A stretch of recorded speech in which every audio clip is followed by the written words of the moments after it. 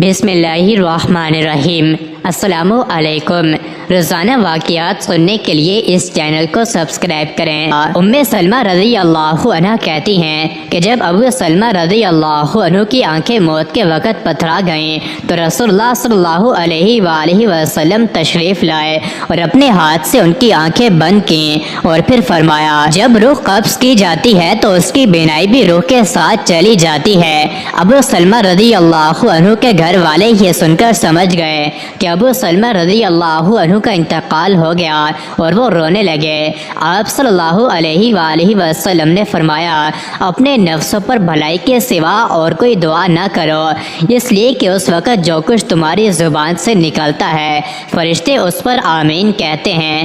اس کے بعد آپ صلی اللہ علیہ وآلہ وسلم نے فرمایا، اے اللہ، ابو سلمہ کو بخش دے اور ان کا مرتبہ بلند فرما کر ان لوگوں میں ان کو شامل فرما دے جن کو راہ مستقیم دکھائی گئی ہے، اور ان کے پسماندگان کی کارسازی فرما، اور اے تمام جہانوں کی پروردگار، ہم کو اور ان کو بخش دے اور ان کی قبر میں کوشادگی فرما اور اس کو انوار سے منور کر دے۔ مرنے کے بعد انسان کو سب سے پہلے قبر کے مراحل سے گزرنا پڑتا ہے، اس لیے نبی پاک صلی اللہ علیہ وآلہ وسلم نے اس کے خوفناک، خطرناک اور سخت حالات سے امت کو آگاہ فرمایا ہے۔ اسی لیے تو آپ صلی اللہ علیہ وسلم نے فرمایا کہ اگر مجھے اس بات کا ڈر نہ ہوتا کہ تم مردے ہی دفن کرنا چھوڑ دو گے تو میں اللہ تعالیٰ سے دعا کرتا کہ وہ تمہیں بھی عذاب قبر سنا دے جس طرح کہ میں سنتا ہوں۔ صحابہ کرام رضی اللہ عنہ بھی قبر کے تصور سے لرزہ براندام رہتے تھے۔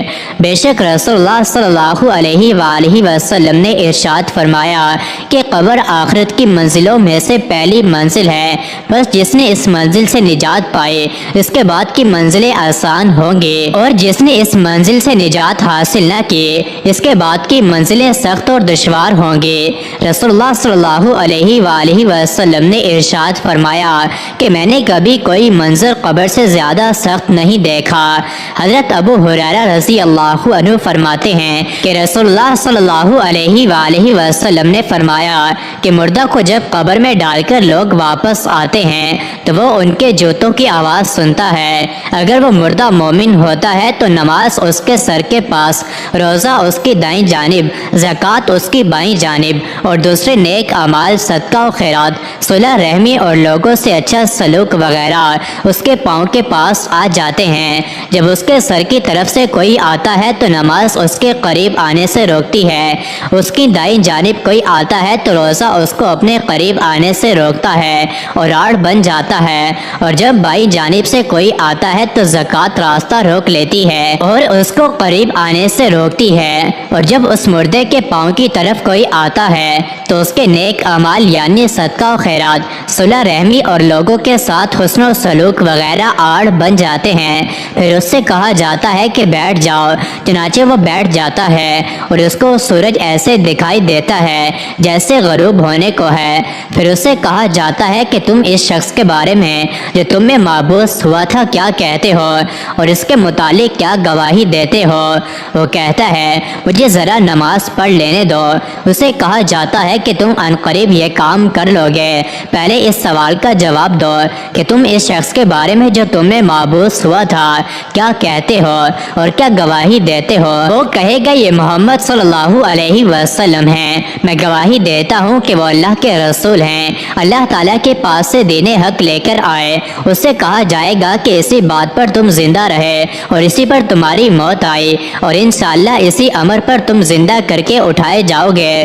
اس کے بعد اس کے لیے جنت کا دروازہ کھولا جاتا ہے جس کو دیکھ کر اس کی خوشی میں اضافہ ہو جائے گا۔ پھر اس کے سامنے دوزخ کا دروازہ کھولا جاتا ہے اور اس کو کہا جاتا ہے کہ اگر تو نافرمانی کرتا تو دوزخ میں تیرا یہ ٹھکانہ اللہ نے تیار کیا تھا۔ اس کو دیکھ کر اس کی خوشی میں اضافہ ہو جاتا ہے اور اس کے لیے پھر جنت کا دروازہ کھولا جاتا ہے، اور اس سے کہا جاتا ہے کہ اگر تو فرما برداری کرتا تو جنت میں یہ ٹھکانہ مقام اللہ تعالیٰ نے تیرے لیے تیار کیا تھا۔ اس کو دیکھ کر اس کی حسرت اور ہلاکت اور بھی بڑھ جاتی ہے۔ پھر اس کی قبر اس قدر تنگ کر دی جاتی ہے کہ ادھر کی پسلیاں ادھر نکل جاتی ہیں۔ اللہ فرماتا ہے کہ جو شخص میری اس نصیحت سے اعتراض کرے گا تو اس کے لیے تنگی کا جینا ہوگا۔ مزید ایسی ہی ویڈیوز کے لیے چینل کو ضرور سبسکرائب کریں۔